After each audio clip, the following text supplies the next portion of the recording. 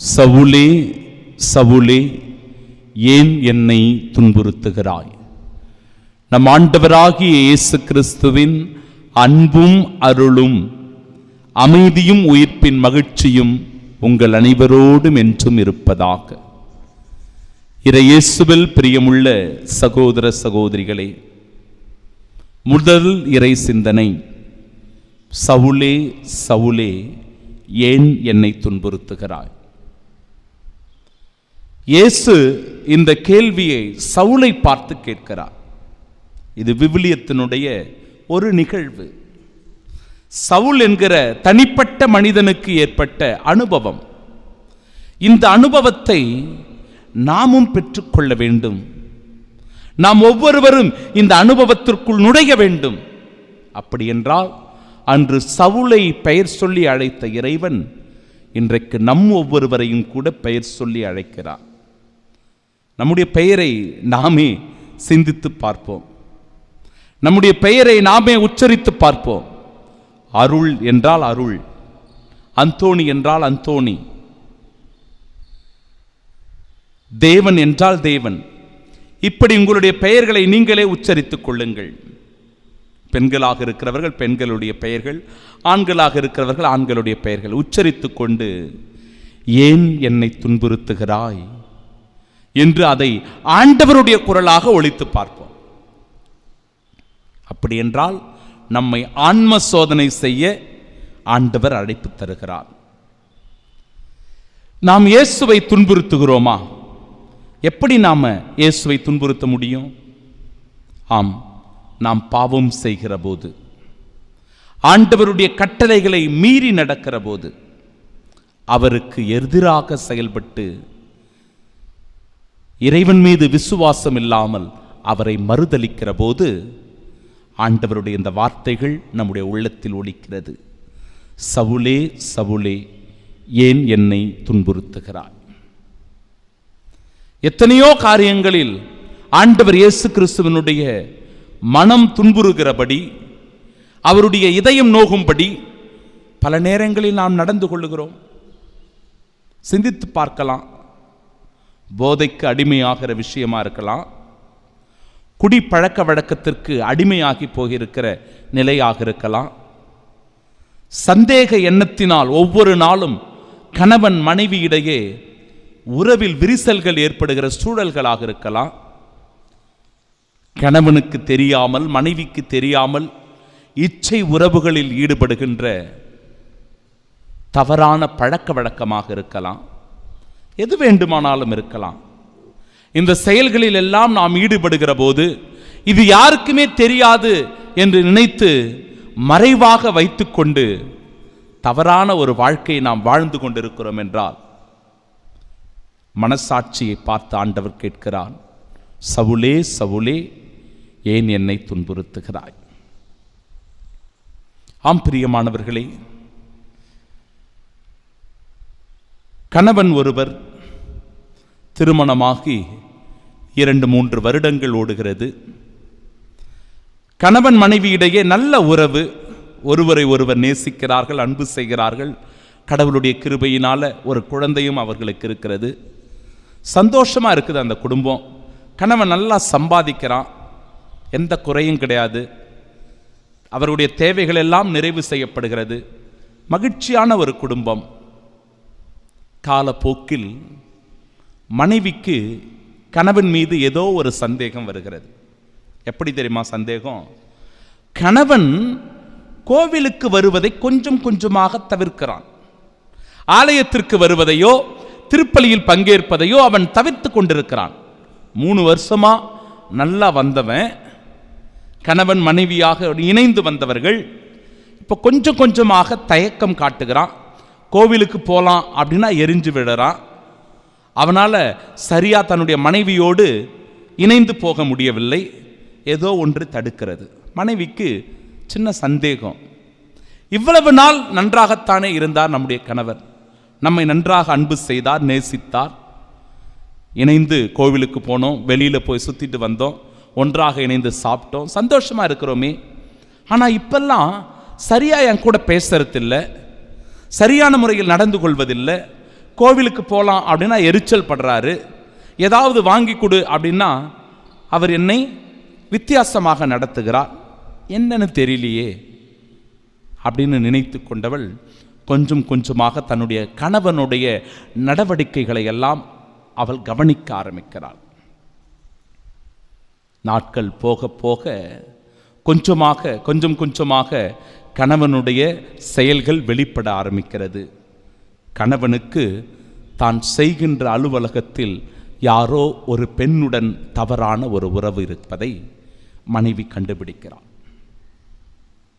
அந்த மனைவி அப்படியே உடைந்து போகிறாள், நொறுங்கி போகிறாள். பிரியமானவர்களே, என் கணவனுக்கு நான் என்ன குறை வைத்தேன்? என் கணவனை நான் எதிலே விட்டு கொடுத்தேன்? அவரை நான் முழுமையாக அன்பு செய்யவில்லையா? அவரிடத்திலே நான் எவ்வளவு நாள் அன்போடு நடந்து கொண்டு கடவுளுடைய ஆசீர்வாதமிக்க ஒரு நல்ல மனைவியாக நான் வாழ்ந்து கொண்டிருக்கிறேன். ஆனால் எப்படி எனக்கு என் கணவனால் துரோகம் செய்ய முடியும்? ஏற்றுக்கொள்ளவே முடியலங்க, ஏற்றுக்கொள்ள முடியல. ஒரு சின்ன குழந்தை இருக்குது, இந்த குழந்தைக்காகவாது அவன் நல்ல ஒரு அப்பாவாக வாழ்ந்திருக்கணும் இல்லையா? ஏன் அவருடைய எண்ணம், அவருடைய சிந்தனை இப்படி மாறி போனது? யோசிக்கவே முடியல. நினைத்தாலே அழுகை வருகிறது, வேதனைப்படுகிறாள், துன்புற்று தவிக்கிறாள். சில நேரங்களில் நம்முடைய குடும்பத்தில் இது நடக்கலாம், ஏன் நமக்கே கூட இது நடந்திருக்கலாம். ஒரு பக்கம் இந்த நிகழ்வு ஆண்களை குற்றம் சாட்டுவதாக இருக்கலாம், ஆனால் அதே ஒரு நிகழ்வு பெண்களின் பக்கமாக கூட இருக்கலாம். யாரோ ஒரு கணவன் பாதிக்கப்பட்டிருக்கலாம், ஒரு ஆண்மகன் பாதிக்கப்பட்டிருக்கலாம், அல்லது ஒரு பெண்மகள் பாதிக்கப்பட்டிருக்கலாம். இது எல்லா குடும்பத்திலும் இன்றைக்கு மிக சுலபமாக நடந்து கொண்டிருக்கிறது. ஆனால் அவற்றை ஏற்றுக்கொள்ள முடியவில்லை, நம்மால் புரிந்து கொள்ள முடியவில்லை. இது ஒரு தவறான நிலையும் கூட. பிரியமானவர்களே, அந்த உடன்படிக்கையை நீங்கள் உடைக்கிறீர்கள். என்ன உடன்படிக்கை? என் இன்பத்திலும் துன்பத்திலும் உடல் நலத்திலும் நோயிலும் நான் உனக்கு பிரமாணிக்கமாயிருந்து என்கிற கடவுள் முன்னிலையில் நீங்கள் பிரமாணிக்கமாக இருப்பீர்கள் என்று கொடுத்த வாக்குறுதியை எப்பொழுது கணவன் மனைவிக்கு எதிராக துரோகம் செய்கிறானோ, மனைவி கணவனுக்கு எதிராக துரோகம் செய்கிறாளோ, அப்பொழுது கடவுளிடத்தில் நீங்கள் மேற்கொண்ட அந்த உடன்படிக்கை உடைக்கிறீர்கள். அப்பொழுது இந்த வார்த்தையை சிந்தித்து பாருங்க. சவுலே சவுலே, ஏன் என்னை துன்புறுத்துகிறாய்? ஆம் பிரியமானவர்களே, நம்முடைய செயல்களினால் ஆண்டவரை நாம் துன்புறுத்துகிறோம். இரண்டாவது, நீ துன்புறுத்தும் இயேசு நானே. நீ துன்புறுத்தும் இயேசு நானே. ஆம், இயேசு நமக்காக துன்புறுகிறார். ஏன் அவர் துன்புறுகிறார்? நாம் மனமாற்றம் பெற வேண்டும் என்பதற்காக, நாம் பாவ மன்னிப்பு பெற வேண்டும் என்பதற்காக, உயிர்ப்பின் மீட்பின் பிள்ளைகளாக வாழ வேண்டும் என்பதற்காக இயேசு துன்பப்படுகிறார். நீ துன்புறுத்தும் இயேசு நானே. ஆம், நாம் தவறுகள் செய்கிற போது, பாவத்தில் விழுகிற போது இயேசு துன்பப்படுகிறார். நாம் மனம் மாற வேண்டும் என்பதற்காக இந்த உணர்வை நாம் பெற்றுக்கொள்ளும் போது மனம் திருந்துவோம், மனம் மாறுவோம், பாவ மன்னிப்பு பெற இறைவனிடத்திலே ஓடி வருவோம், தஞ்சமடைவோம். மூன்றாவது, பிற இனத்தவருக்கும் அரசருக்கும் இஸ்ராயேல் மக்களுக்கும் முன்பாக எனது பெயரை எடுத்துச் செல்ல நான் தேர்ந்து கொண்ட கருவியாய் அவர் இருக்கிறார். சவுல் என்பவரை இவ்வளவு காலம் கிறிஸ்துவை துன்புறுத்திய, கிறிஸ்தவர்களை துன்புறுத்திய சவுலை ஆண்டவர் இயேசு தேர்ந்து கொள்ளுகிறார். அவருடைய வாழ்க்கை பவுலாக மாறுகிறது. இயேசுவை துன்புறுத்தியவர் இயேசுவுக்காக நற்செய்தியை அறிவிக்கிறவராக மாறுகிறார். இயேசுவின் தூதுவனாக மாறுகிறார். இயேசுவின் அன்பு அப்போஸ்தலனாக மாறுகிறார். பிரியமானவர்களே, நம்முடைய வாழ்க்கையும் கூட சவுல் என்கிற நிலையிலிருந்து கடந்து பவுல் என்கிற நிலைமைக்கு மாற வேண்டும்.